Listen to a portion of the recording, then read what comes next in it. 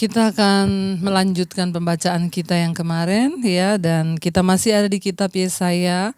Yesaya ini adalah kitab yang ditulis ya sebagai peringatan ketika Tuhan mengangkat Yesaya untuk menjadi nabi yang menegur ya kejatuhan Yerusalem, Yehuda pada waktu itu, membawa mereka kembali kepada jalan Tuhan. Dan ayat ini saya percaya tetap masih berlaku sampai hari ini. Ayat ini juga masih dipakai sampai saat-saat ini untuk menegur setiap kita, saudara ya. Biarlah kita mau terus memakai firman Tuhan ini untuk terus bercermin dan mengetahui apa yang Tuhan mau. Baik, kita lanjutkan pembacaan kita Yesaya 3 ayat yang 13 sekarang.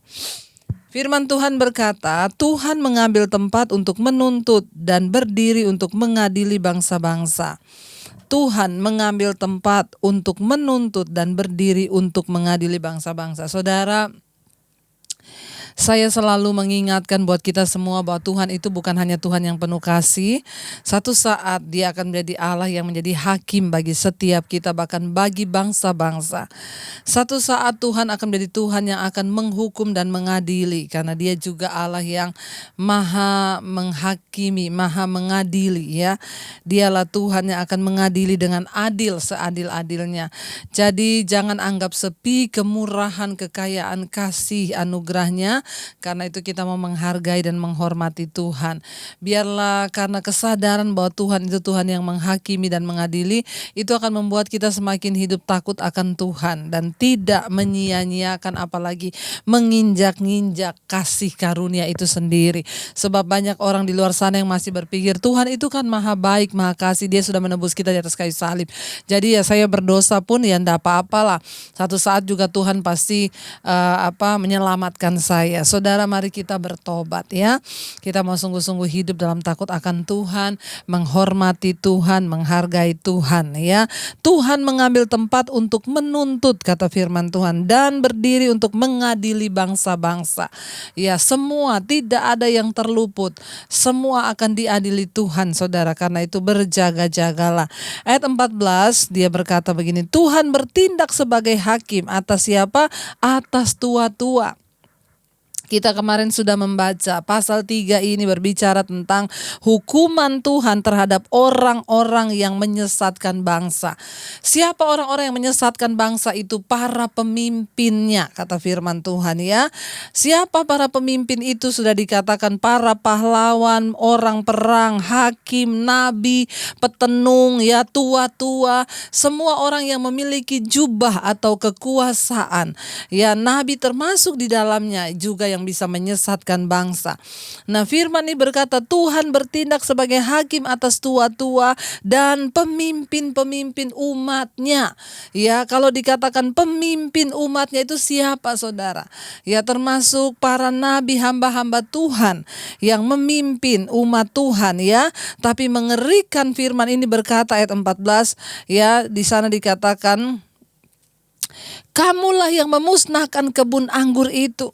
Barang rampasan dari orang yang tertindas tertumpuk di dalam rumahmu. Kata Tuhan kepada para pemimpin umatnya, kamu sendiri yang menghancurkan kebun anggurku.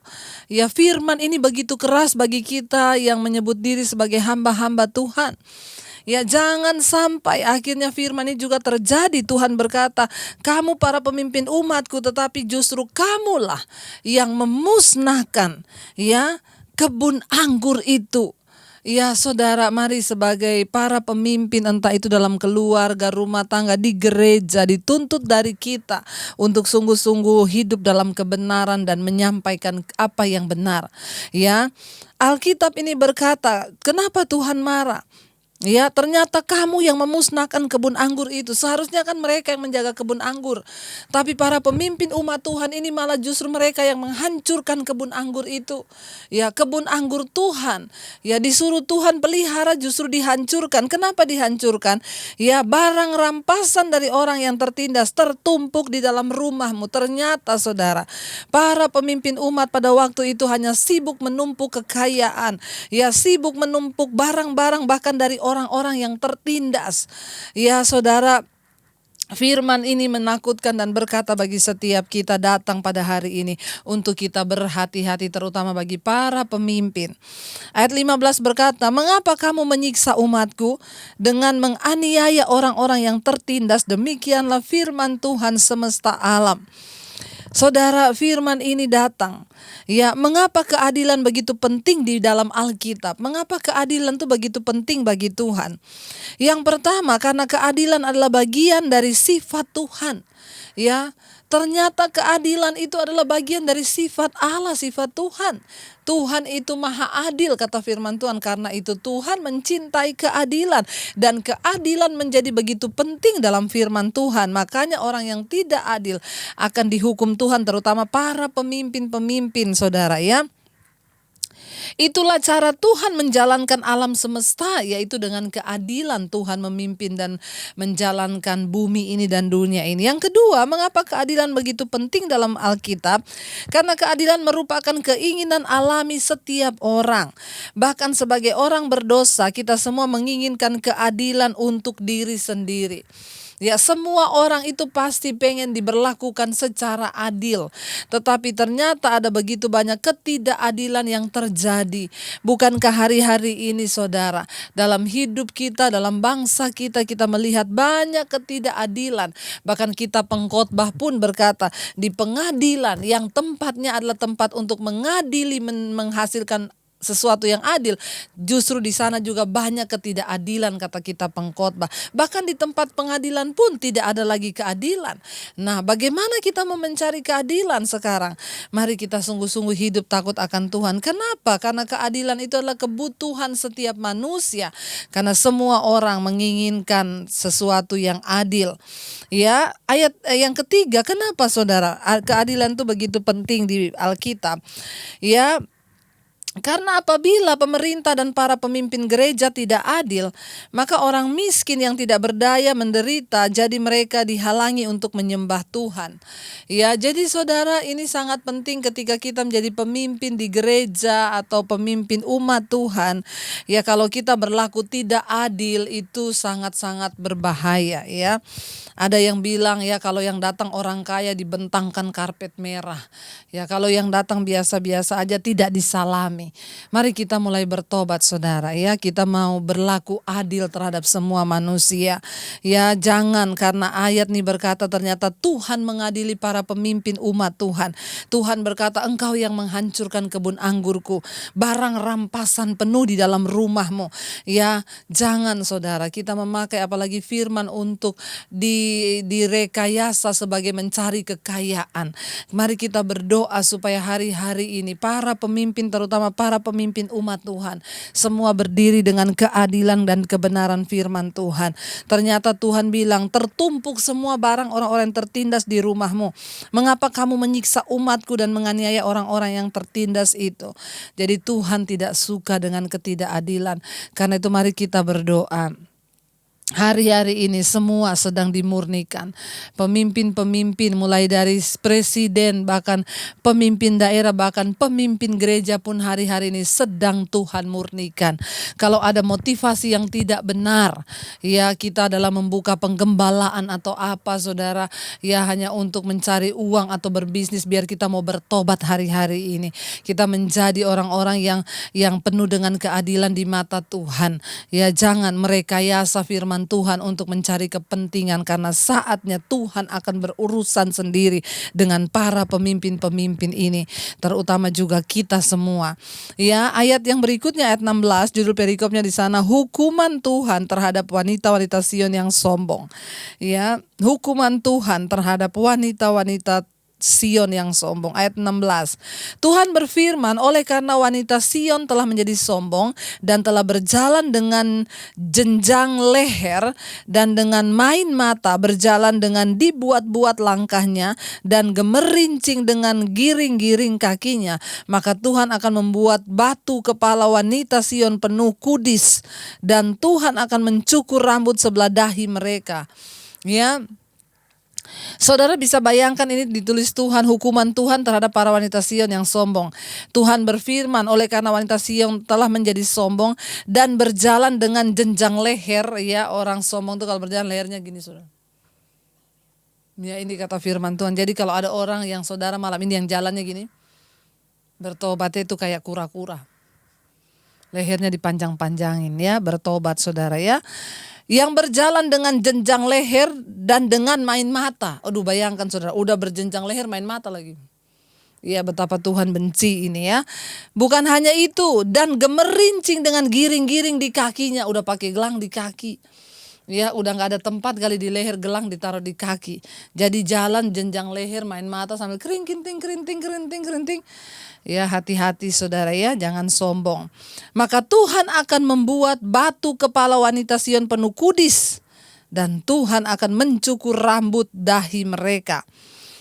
Saudara, wanita Sion telah mengutamakan pakaian dan perhiasan ketimbang Tuhan. Mereka berpakaian untuk diperhatikan, ya, untuk memperoleh pujian dan untuk mengikuti mode hari-hari ini, ya. Namun mereka mengabaikan tujuan hidup sebagai ya yang sebenarnya yang Tuhan mau. Ya. Jadi Tuhan itu melihat ya para wanita-wanita Sion ini sudah lagi tidak ya mengabdikan hidup mereka pada kebenaran, justru mereka mengabaikan kebenaran. Ya, jangankan mereka peduli terhadap penindasan di sekitar mereka, mereka justru melayani diri sendiri dengan egonya. Orang-orang yang menyalahgunakan harta benda mereka akan berakhir tanpa apapun. Ayat-ayat ini bukan merupakan kecaman terhadap pakaian dan perhiasan saja, melainkan penilaian tentang orang-orang yang memakainya secara berlebihan, namun tetap menutup mata terhadap kebutuhan orang lain. Bila Tuhan memberkati Anda dengan uang atau kedudukan, jangan memamerkannya. Gunakanlah untuk apa? Ya, Tuhan memberikan engkau berkat itu untuk menolong orang lain, bukan untuk membuat mereka terpesona dan terkesan. Ya, ini berbahaya saudara. Saya banyak melihat wanita yang pakai tas 1M ya. Itu jalannya memang sudah beda. Ya, tangannya begini, lehernya begini. Tapi kita mau bertobat. Ayat ini berkata Tuhan akan menghukum. Saudara, kalau Tuhan percayakan engkau berkat yang berlebih, itu bukan untuk dipamerkan. Ya, untuk apa saudara kita pakai barang yang mewah-mewah seperti itu? Kan semua balik-baliknya untuk kesombongan diri. Tuhan mengingatkan kepada kita ya, ini gambaran wanita-wanita Sion itu juga berbicara tentang kita mempelai Tuhan. Jangan sombong. Sekalipun banyak harta yang Tuhan percayakan, ya, berdandan itu boleh tapi sepantasnya, ya, seperlunya. Bukan perhiasan yang kita pakai yang akan menentukan kita ini hidupnya mulia atau tidak.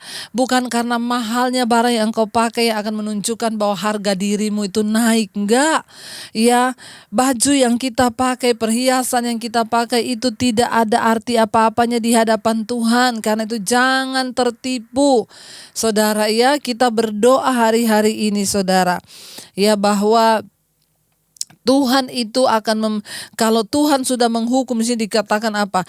Batu kepalanya akan penuh dengan kudis. Kalau sudah batu kepala penuh kudis, mau sombong apa lagi? Pasti kalau sudah kudisan, lehernya tidak jenjang lagi jalannya. Kenapa? Malu karena kepalanya penuh kudis, kata Tuhan. Ayat 18 berkata, pada waktu itu Tuhan akan menjauhkan segala perhiasan mereka, gelang-gelang kaki, jamang-jamang, dan bulan-bulanan, perhiasan telinga, ya, pontoh-pontoh dan kerudung-kerudung, perhiasan-perhiasan kepala, gelang-gelang rantai kaki, tali-tali ikat pinggang, tempat-tempat wewangian dan jimat-jimat, cincin materai dan anting-anting hidung, pakaian-pakaian pesta, jubah-jubah, selendang-selendang, dan pundi-pundi, cermin-cermin, baju-baju dari kain lenan, ya, ikat-ikat kepala, dan baju-baju luar. Ya, ini wanita memang banyaknya dengan perhiasan saudara. Ya, bayangkan Tuhan bilang aku akan menjauhkan semuanya itu. Mari saudara, kedagingan itu sangat berbahaya dalam hidup kita. Ketika seseorang sudah terikat dengan kedagingan, maka dia akan cenderung terikat dengan semua yang dia punya, cenderung pamer. Mari kita bertobat jadi orang Kristen, gak usah sok pamer, itu kesombongan yang Tuhan gak suka. Mari kita berdoa menjadi orang yang apa adanya, yang gak usah semua barang mahal dipamerkan saudara. Ya, beli tas yang miliaran lalu dipamer, beli berlian dipamer. Ingat, harta kekayaan yang Tuhan percayakan pada kita hari ini bukan untuk kita pakai memenuhi segala kesombongan kita. Firman Tuhan berkata, jangan merawat tubuhmu untuk memuaskan semua keinginannya. Kita harus belajar mematikan kedagingan. Perempuan-perempuan di Sion ini udah kebangetan, udah pakai anting-anting, firman Tuhan berkata, udah pakai anting di hidung lagi, pakai rantai di hidung, pakai gelang-gelang kaki, coba. Sudah pakai hiasan kepala yang berwarna-warni.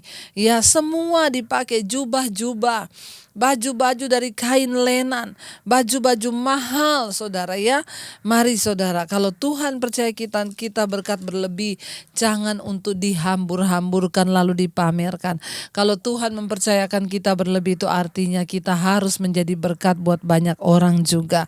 Ayat yang ke-24, firman Tuhan berkata, maka sebagai ganti rempah-rempah harummu akan ada bau busuk, sebagai ganti ikat pinggang seutas tali, dan sebagai ganti selampit rambut kepala yang gundul, sebagai ganti pakaian hari raya sehelai kain kabung, dan tanda selar sebagai ganti kemolekan.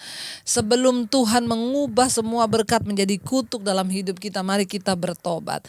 Mari kita sadari, Tuhan, semua yang kami miliki hari ini hanya kami dapat daripada-Mu Tuhan. Apa yang kami terima itu semua kami dapat dari Engkau. Tidak ada satupun yang bisa kami banggakan, karena semua itu kami terima dari Tuhan. Kalau Tuhan percayakan kita hari-hari ini berkat berlebih, itu artinya saya harus menjadi berkat. Justru takut saudara, kalau Tuhan kasih berkat berlebih itu justru takut loh kita.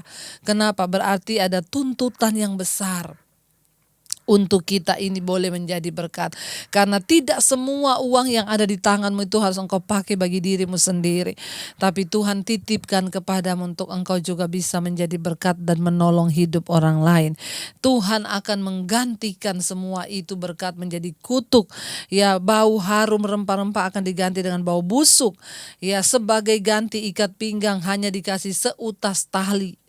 Ya, bahkan sebagai ganti selampit rambut kepala yang gundul, botak karena kudis. Ya, bahkan sebagai ganti pakaian hari raya hanya sehelai kain kabung. Ya, jadi kita berdoa supaya sebelum kutuk itu datang dalam hidup kita, mari kita bertobat. Sadarilah, kalau hari ini Tuhan percayakan harta, lihat orang di sekelilingmu yang membutuhkan, entah itu keluarga atau siapapun saudara. Ayat 25, orang-orangmu yang akan tewas oleh pedang dan pahlawan-pahlawanmu oleh perang.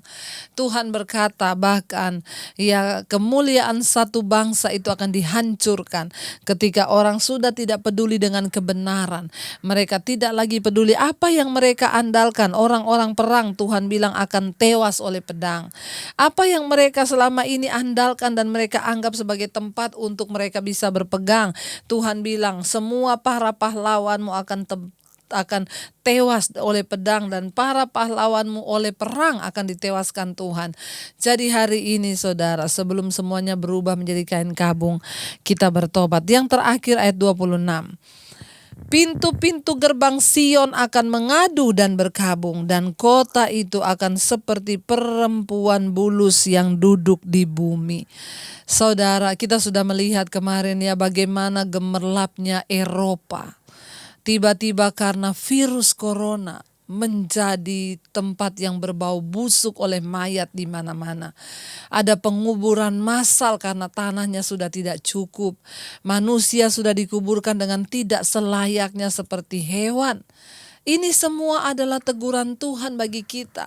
Kota-kota yang begitu luar biasa, Wuhan, negara China yang begitu molek, mereka itu negara yang sangat kaya ya, yang sudah hampir menyamai Tuhan. Kalau saya bilang mereka mau bikin matahari palsu, saudara. Semua sudah dirancang ya. Semua yang ada di dunia ini ciptaan Tuhan, selebihnya made in China. Tapi tiba-tiba karena virus corona, ya kota ini menjadi kota juga yang penuh dengan mayat yang bergelimpangan. Ayat ini berkata, pintu-pintu gerbang Sion akan mengadu dan berkabung, penuh dengan tangisan. Orang ada di dalam ketakutan, tidak bisa keluar rumah. Kota itu akan seperti perempuan bulus yang duduk di bumi. Bayangkan begitu tanpa pengharapan. Jangan sampai ini semua sebelum ini terjadi menimpa kita dan bangsa kita. Mari kita terus duduk sujud berlutut di bawah kaki Tuhan, memohon pengampunan Tuhan. Biar kita mau berkata, Tuhan, kami tahu Engkaulah Tuhan yang layak kami tinggikan. Engkau Tuhan yang layak kami andalkan. Kami harus bersepakat dengan firman Tuhan. Kami harus bersepakat dengan semua kebenaran Tuhan. Karena kami ini tidak ada apa-apanya. Kami mau Tuhan hari-hari ini untuk semakin dekat dengan Tuhan. Hanya Tuhan yang layak dibesarkan. Hanya Tuhan yang layak disembah. Hanya Tuhan yang layak untuk kami agungkan. Mari kita mau berkata, saudara, kami percaya kami punya Tuhan yang besar. Bukan harta yang kami andalkan, bukan uang, bukan jumlah deposit, bukan rumah yang mewah, bukan apapun yang kami miliki di dunia ini. Tetapi kami hanya mau berkata, kami bersyukur punya Tuhan yang besar di hidup kami. Tuhan yang kami andalkan, Tuhan yang ajaib, Tuhan yang luar biasa bagi kami. Kami mau berkata, Tuhan, kami punya Tuhan yang besar, yang layak untuk kami puji dan tinggikan. Lebih dari segala-galanya, bahkan harta yang kami miliki, Tuhan. Aku punya Tuhan yang besar, yang telah berjanji dan sanggup menggenapi imanku. Bersepakat percaya kuasanya, ku terima sekarang kemenangannya. Kami punya Tuhan yang besar, yang telah berjanji dan sanggup menggenapi imanku. Bersepakat percaya kuasanya, ku terima sekarang kemenangan darimu. Kami mau bilang kami punya Tuhan yang besar, yang jauh melebihi segala-galanya di bumi ini. Tidak ada satupun yang bisa kami sembah. Harta, kekayaan semuanya akan hilang lenyap. Hanya Tuhan yang layak kami tinggikan. Jangan biarkan kami berubah, Tuhan. Kami mau tetap merendahkan diri di kaki Tuhan. Kami tidak ingin jadi orang-orang yang sombong, yang akan direndahkan oleh Tuhan. Kami mau menjadi wanita yang berdandan dengan kekudusan. Kami adalah wanita-wanita Sion, mempelai kerajaan sorga. Kami mau berdandan dengan kemurnian dan kekudusan. Itu yang terpenting di mata Tuhan. Sebagai mempelaimu di akhir zaman, kami semua mau mempersiapkan kami, Tuhan, hidup kami. Tuhan tolong kami, Roh Kudus bimbing kami, Roh Kudus berikan kami kekuatan untuk terus berjalan di dalam perkenanan-Mu ya Bapa. Tuhan, Engkaulah yang memampukan setiap kami. Terima kasih Bapa, kami membuka hati dan tangan kami untuk menerima berkat-Mu. Diberkatilah Engkau dalam kehidupan-Mu, diberkati rumah tangga-Mu, diberkati kesehatan-Mu, diberkati pendidikan-Mu, diberkati pekerjaan-Mu, diberkati keuangan-Mu. Tuhan mencukupkan semua yang Kau butuhkan dengan kehidupan-Mu, dan Engkau akan menjadi tanda bagi kemuliaan Tuhan. Terimalah kiranya berkat dari Allah Bapa, cinta kasih Tuhan Yesus Kristus, penyertaan Allah Roh Kudus menyertai hidup kita mulai dari hari ini bahkan sampai kali yang kedua Tuhan Yesus datang menjemput kita semua. Nama-Mu tercatat di dalam kitab kehidupan. Dalam nama Yesus yang percaya diberkati Tuhan, katakan bersama, amin, amin. Jika Anda diberkati dengan channel saya, jangan lupa tekan tombol subscribe, dan jangan lupa like, share, dan komen, dan jangan lupa untuk mengklik tombol lonceng di bawah ini supaya Anda mendapatkan pemberitahuan setiap kali saya mengupload video-video yang baru. Jangan takut karena gratis. Tuhan memberkati.